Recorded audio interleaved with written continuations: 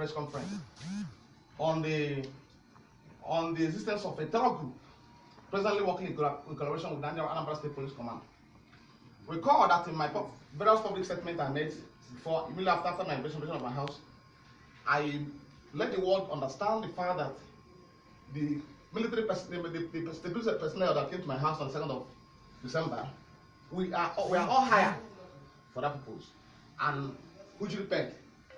And I also made the world understand by my publications that these guys are not security personnel, that most of them are assassins in security uniforms. I made them to understand that fact.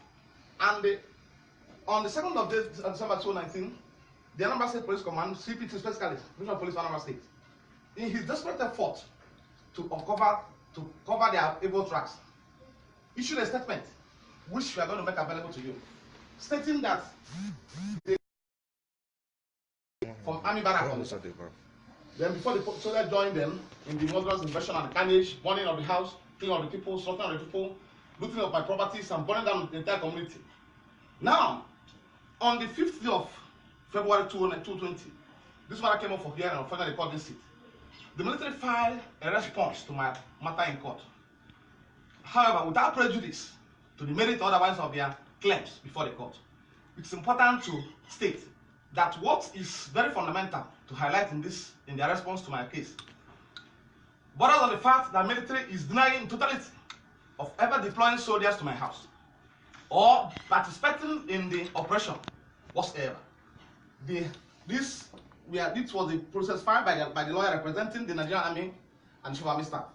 So it now became obvious that the federal government is to be called upon to interrogate, probe, and also investigate the people who were all in military uniform at that time of this invasion, and who were all armed with sophisticated weapons, ranging from guns and all forms of guns, and also with APC, armored personnel carrier, which is commonly referred to as armored tank of the military.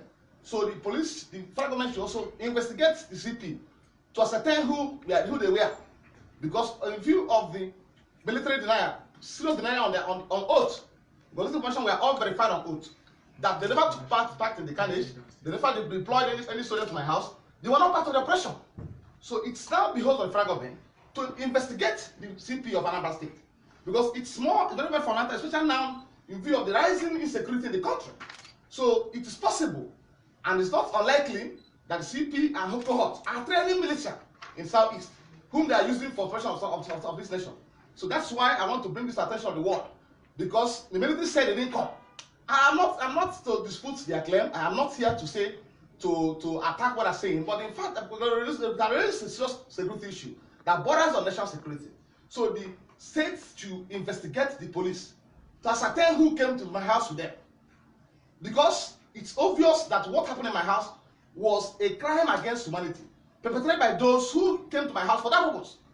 They were not there to perform any police function or duty or any of the obligations of function of the police assigned to them under the law establishing them.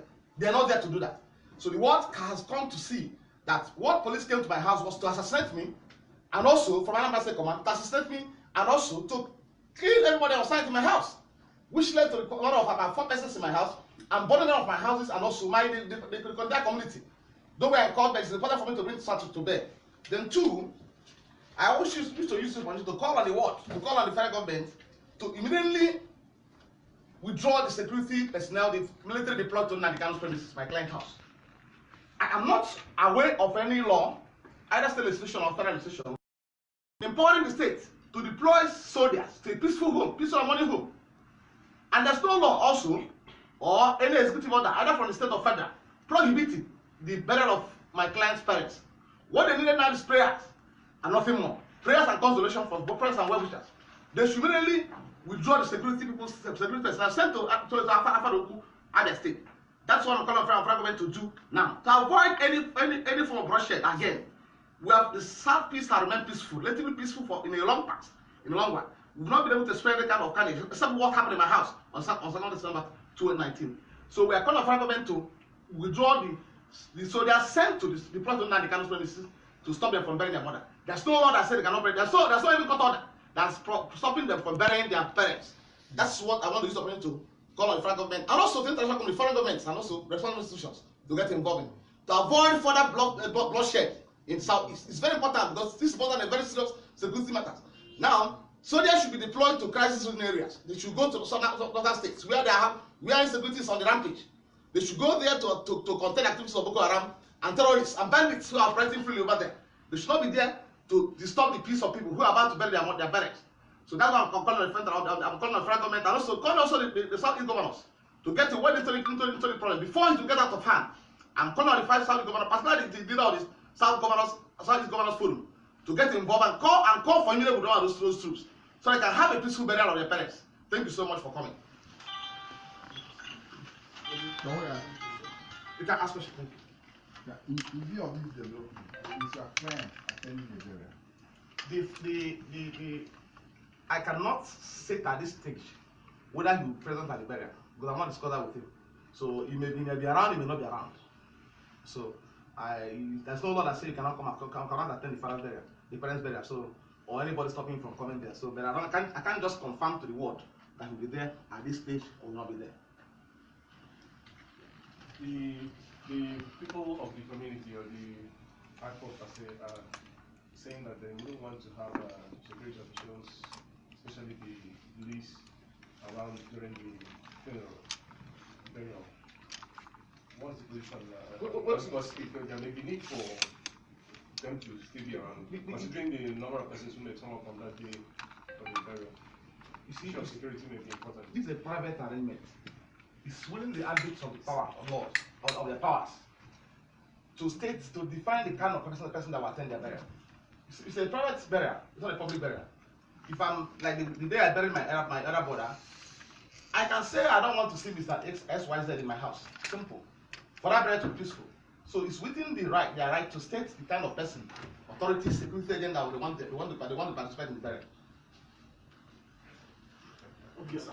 My own, I know that after the incident at your house, the police clearly wanted.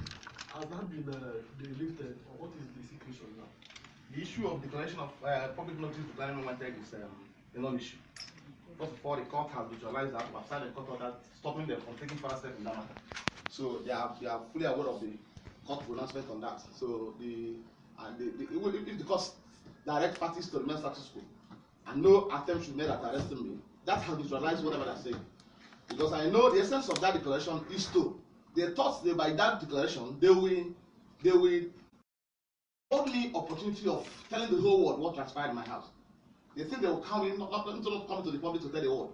So you can witness that immediately I came out to announce to the world, with verifiable evidence, video evidence, clips and everything of what happened. The narrative changed because they're not in my house to arrest me. I was in the house. I was in the house from 24th of November to 1st of December. Before I was gone back on that 2nd of December. But because of the matters I have on Monday and Tuesday, I said to stay back for the burial. So if I have committed any offense not too long, they have come to me. Not before then. They have come to me. I have 2 offices in my office. I have offices in I'm not away from the agency. I know the police. You have simply sent for me. How can will I avoid the invitation? The answer is no. So, and also, I spoke with the ACP who led that morning. I said I was coming to your office at about 11, between the hours of 11 and 10. They didn't wait for me to come. I came back and I was on the way to the office when they started shooting at my house. There are conflicting numbers of persons who were victims of that invasion in your house. You see reports saying 3, something 4. You mentioned 4. No, 4 persons were killed, but we were able to get to take custody of 2. So they've not given account of 2 persons. 2 other persons we are still looking for. Thank you. Welcome so much. I appreciate it. You're welcome, man. So sorry for keeping you waiting. I'm so sorry, yeah? Please, you should get reporting for Biafland media.